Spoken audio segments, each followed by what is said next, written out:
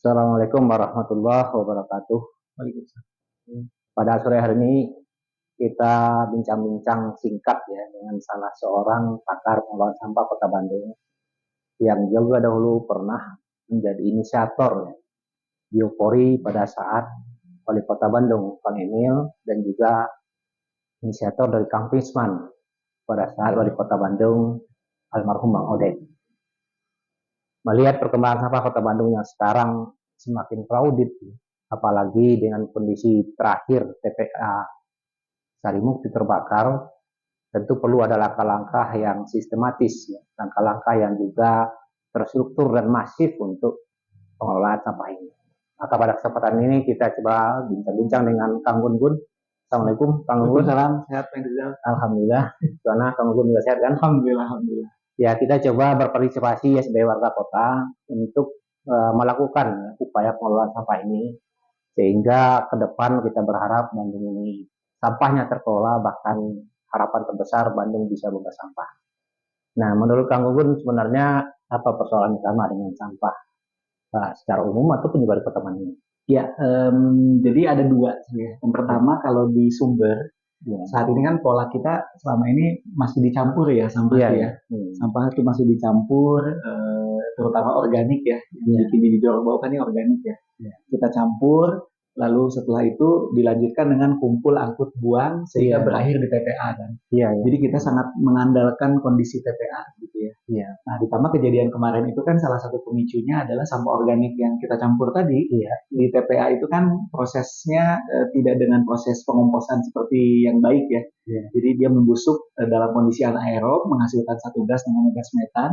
Nah, gas metan ini kan yang memicu akhirnya terjadi kebakaran. Ditambah lagi memang pola kumpul angkut buang ini kalau dalam teorinya itu namanya end of pipe katanya. Dalam teori manajemen pengelolaan sampah, dan ini sebenarnya adalah teori paling basic ya. Manajemen paling basic dalam mengelola sampah. Kalau negara lain udah ninggalin gitu. Karena dengan model ini berarti kan kita ngandelin sekali di ujung ya. Ngandelkan sekali di ujung, sementara hari ini memang TPA Sarim itu juga sudah overload gitu ya. Sudah sangat berat yang seharusnya sudah ditutup sejak 2021 memang. 2021 ya. Hanya memang kebetulan TPA alternatifnya itu kan tadinya di Legok Nangka ya. Itu belum siap. Jadi Legok Nangka itu mungkin baru akan siap 2 tahun yang akan datang gitu. Karena memang kita berharap dari pemerintah tidak lagi menggunakan model open dumping ya. Tapi pakai teknologi kalau di Legok Nangka waste to energy, jadi sampah jadi listrik. Hanya baru bisa jadi itu mungkin 2025 kayaknya. 2025. Gitu. Sementara ini TPA existingnya ini sudah terlanjur overload. Sebenarnya itu sih problemnya jadinya gitu. Ya, kalau kita lihat dengan kondisi seperti itu ya, apa ya langkah-langkah yang bisa kita lakukan ya sampai nanti bisa beroperasinya TPA Legok Nangka gitu. Baik dari skala personal warga kota, keluarga Kota Bandung ini, kemudian juga pemerintah dan berbagai kepentingan, berbagai stakeholder yang ada di Kota Bandung. Nah, jadi pertama kita bicara dari sisi, kalau saya analogikan ini sebuah perang gitu ya, maka kita perlu tahu pertempuran mana nih yang paling penting untuk kita menangkan dulu gitu ya. Nah, kalau lihat dari kondisi pengelolaan sampah, itu kan kalau bicara dari jenis sampah yang paling menantang ini sampah organik sebetulnya. Dan itu jumlahnya kan setengah ya. Hampir setengah ya. Nah, jadi artinya bagaimana kita bisa melakukan perubahan dalam waktu cepat, segera gitu ya. Pertama adalah memang sampah harus dipisahin dulu nih Pak. Jadi memang dari rumah sampah harus sudah dipisahkan terlebih dahulu gitu. Nah, sekarang ini kan kesalahan kita semua dicampur kan. Jadi akhirnya 100% sampah kita ya jadi sampah gitu di TPA. Padahal kalau kita pisahkan sebetulnya nanti yang dibuang ke TPA tuh hanya sebagian kecil saja. Jadi berdasarkan data nih sampah organik ini setengahnya Pak. Setengah dari sampah kita. Lalu sampah yang bisa didaur ulang itu angkanya di 5-30%. Kurang lebih ya yang bisa didaur ulang tuh. Tergantung pemilahannya. Lalu sisanya itu residu itu sampah yang nggak bisa dikomposin sama didaur ulang. Itu juga range ya antara 10-30%. Ya kita ambil lah misalkan kalau kita ngelola sampah dengan benar di rumah kita, organik kita pisahin. Lalu setelah itu kita selesaikan dengan beberapa metode ya, bisa dengan pengomposan, bisa dengan pendekatan maggot gitu ya, sedekah sampah makanan ke binatang lah ya ceritanya gitu, atau juga bisa dengan biogas. Iya. Nah, tapi itu biasanya komunal. Kalau yang paling simpel di rumah ya dikomposin aja. Dikomposin kalau punya lubang pakai lubang, atau kalau nggak punya lahan bisa pakai metode pengomposan yang bisa di dalam rumah. Misalkan sekarang lagi tren nih di Bandung, Kang Empos gitu ya. Karung ember kompos ini metode yang meskipun di dalam rumah dia bisa ngompos gitu. Dan itu murah gitu ya. Dari sisi investasi hanya 50.000 gitu ya. Nah, jadi seperti itu organik diselesaikan di rumah atau diselesaikan di kawasan. Nanti bikin sistem dengan Pak RW-nya misalkan. Yang kedua yang didaur ulang, itu kan 10 sampai 30 ya, anggaplah 30% kalau kita kelola dengan baik. Nah, yang didaur ulang ini kan mudah sebetulnya. Pemulung juga nyari gitu ya. Petugas kebersihan juga senang kalau terima sampah itu. Beberapa pengusaha juga kan mereka memperebutkan sampah ini. Jadi ini nggak ada isu, sudah gampang kalau ini. Nah, tapi kalau ini kita lakukan, berarti kan sisa tinggal residu tadi ya. Itu mungkin ya 10 sampai 30% lah. Ini nggak apa-apa kalau kita belum sanggup, itu dikelolanya oleh pemerintah. Nanti diselesaikan oleh pemerintah. Ya mungkin saat ini kalau belum pakai teknologi berarti kan dibawa ke TPA. Tapi kan sudah berkurang 70%. Kalau kita lakukan ini. Jadi kalau dari sisi masyarakat sebetulnya itu yang bisa kita lakukan. Dan tadi balik lagi kalau ini sudah dipisahin, si sampah residunya juga kering kan, Pak? Nggak kayak sekarang. Sekarang tuh kita pusing karena sampahnya kecampur kan, jadi bau kan di mana-mana gitu. Padahal kalau organik kayak udah ditanganin, daur ulang udah ditanganin, ini kering jadi relatif nggak terlalu berat gitu masalahnya gitu. Gitu. Itu dari sisi masyarakat. Kalau dari sisi pemerintah sendiri gimana? Nah, kalau dari sisi pemerintah memang betul ini bicara tentang keseriusan menyelesaikan. Jadi saya memang berharap sekali pemerintah menjadikan ini sebuah momentum. Jadi gini, kejadian ini mirip sebetulnya seperti yang dialami oleh kota Kawasaki. Kawasaki itu pernah, jadi Bandung tuh belajar Kawasaki. Kawasaki itu pernah mengalami kondisi kayak Bandung, darurat sampah tahun 85. Nah, ini jadi momentum dari masyarakat untuk mau menerapkan akhirnya 3R itu muncul gitu ya. Lalu juga pemerintah juga bikin sistem yang lebih baik. Nah, jadi saya berharap kalau dengan kejadian ini pemerintah bisa lebih serius. Sebetulnya tercermin yang sederhana buat saya, tambah anggaran. Kalau buat saya. Jadi pengelolaan sampah yang baik itu secara statistik itu ada datanya. Contoh misalkan untuk provinsi ya. Kalau untuk provinsi maka coba ditambah anggaran untuk bisa mengalokasikan budget lebih memadai untuk penanganan TPA Sarimukti. Karena itu ada hitung-hitungannya. Kayak sanitary landfill yang baik itu setahu saya tuh 150.000 per ton biayanya. Sementara hari ini kan cuma 50.000 per ton kita tipping fee. Jadi sebenarnya sudah kebayang kalau saya begitu tahu angka tipping fee-nya 50.000 per ton, itu udah kebayang pasti nggak akan bisa sanitary landfill yang baik di TPA Sarimukti. Jadi harusnya ditambah tuh anggarannya. Itu untuk provinsi ya. Jadi untuk provinsi mau tidak mau tambah anggarannya gitu ya untuk penanganan TPA Sarimukti lebih baik, sambil juga menciptakan TPA darurat sampai 2 tahun lah. Gimana caranya ngebuka lahan lagi atau gimana ada penumpukan di sana. Nah, untuk pemerintah kota juga sama. Kita juga perlu berani nambah anggaran untuk bisa menangani pengolahan sampah di dalam kota. Jadi kayak tadi misalkan kita mewajibkan masyarakat untuk ayo pilah sampahnya, ayo olah sampah organiknya gitu ya. Nah, itu akan lebih powerful kalau pemerintah juga mensupport sarananya. Kalau memang memungkinkan. Kalau tidak, bisa pakai skema insentif. Kan sudah ada tuh di perdanya bahwa pemerintah bisa ngasih insentif kepada masyarakat. Nah, mungkin bentuk insentifnya bisa macam-macam ya. Misal ini contoh aja. Misalkan masyarakat yang ngompos, itu komposnya nanti bisa ditampung dan bahkan bisa dibeli oleh pemerintah. Misalkan angkanya 200.000 per ton lah misalnya gitu. Saya pikir ini jadi insentif yang menarik ya. Buat masyarakat yang olah sampah, dia dapat insentif 200.000 per ton untuk setiap ton kompos yang akhirnya diberikan kepada pemerintah misal gitu ya. Ini tentu akan menggeliat ya pengolahan sampah di masyarakat juga. Dan buat pemerintah itu juga efisien karena kan ngangkut ke TPA itu setahu saya hitungannya di 350.000 per ton.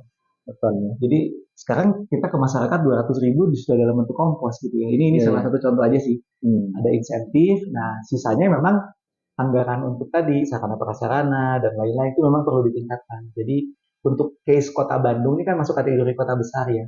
Berdasarkan teman-teman yang melakukan perhitungan tentang biaya ideal untuk kota besar itu 3-5% APBD. 3-5%. Ya, baru itu bisa ideal. Sekarang kan lagi viral nih Banyumas ya. Banyumas viral begini. Kalau saya simpel, ini pasti teknologi. Teknologi itu bicara biaya. Saya sudah cek Banyumas itu untuk TPA yang sekarang viral tuh satu titik yang TPA Blade yang paling viralnya kan itu. Itu saya sudah cek itu tuh bikin seperti itu tuh butuh 49 miliar. 49 miliar. Berapa lagi kapasitas 75 ton per hari. Oh, 75 ton ya. 75 ton. Padahal Bandung itu sudah 1.000. Iya, Bandung udah 1.000 lebih kan. Jadi kebayang kalau Bandung meniru Banyumas, anggaplah 750 ton aja dulu. Berarti butuh 490 miliar kalau mau bikin yang sejenis gitu ya. Dan setahu saya juga TPA Banyumas termasuk kota yang mengalokasikan budgetnya juga besar untuk urusan sampah. Perlu di cross check sih, tapi saya dapat informasi katanya 6% APBD.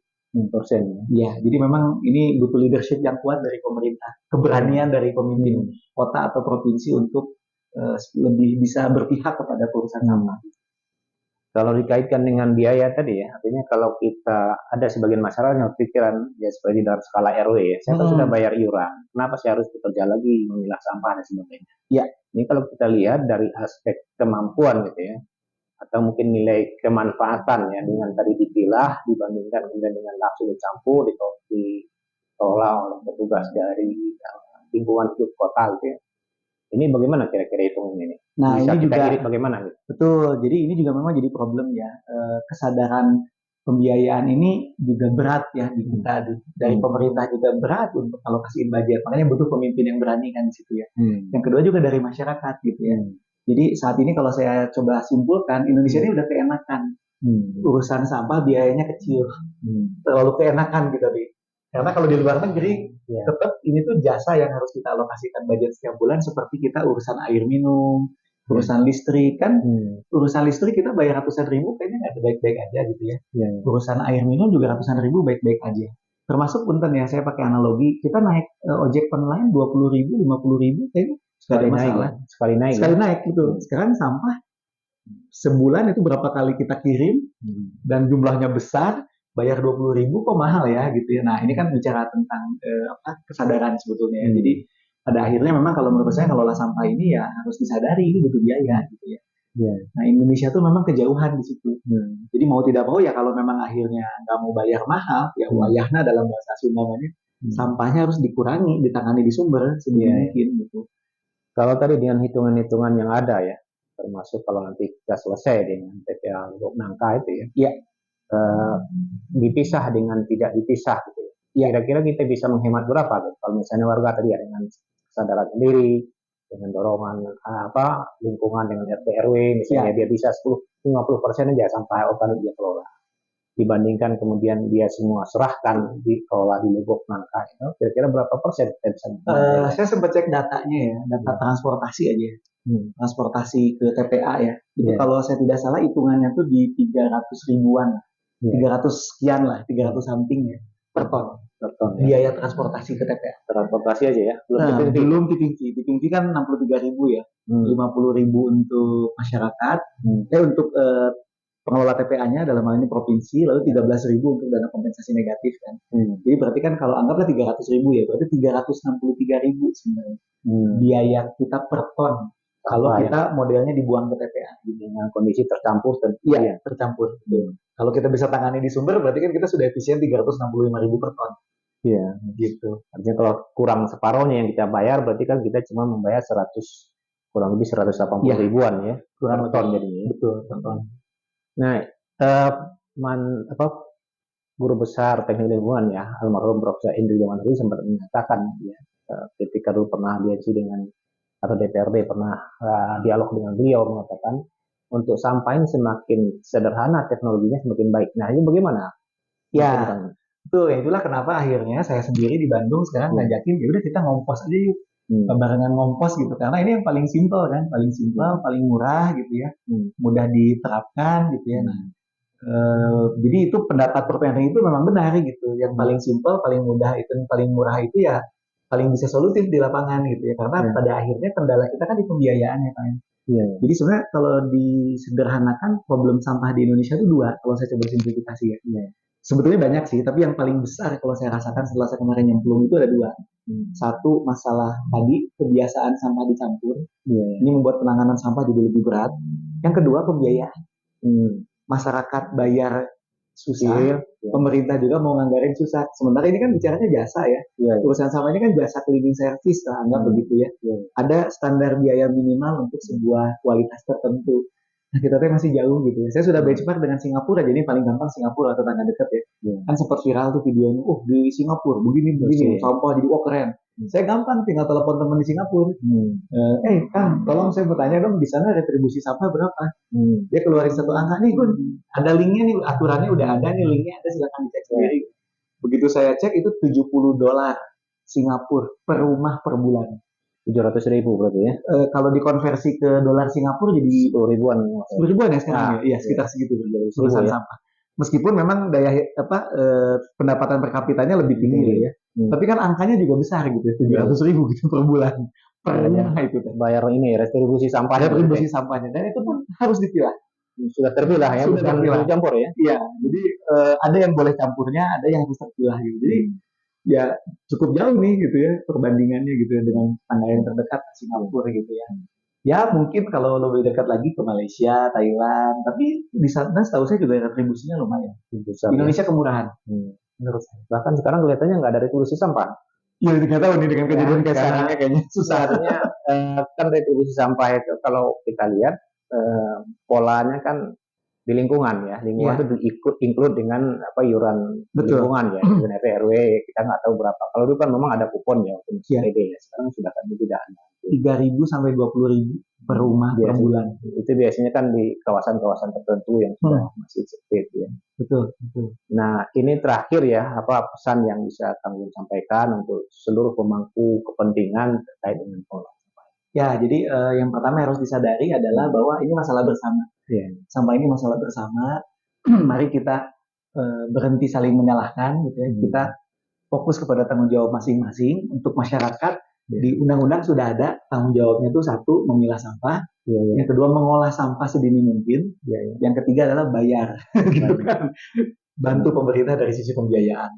Nah untuk pemerintah, itu juga sama, sudah ada pembagian tanggung jawabnya. Untuk pemerintah itu yang pertama, saya mendorong lebih serius dalam memberikan alokasi budget. Itu satu kalau untuk pemerintah. Yang kedua, strong leadership.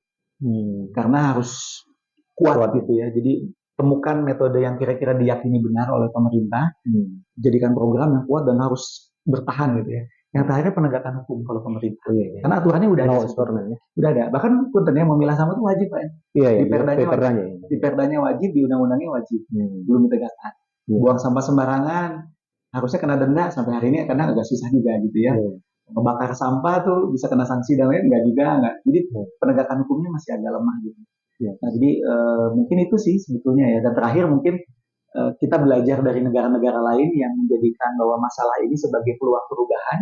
Mudah-mudahan saya berharap kejadian darurat sampah di Bandung ini jadi momentum semua pihak untuk sama-sama memperbaiki pengelolaan sampahnya sesuai tanggung jawabnya masing-masing, sehingga akhirnya Bandung bisa mendapatkan revolusi baru gitu dalam itu mungkin.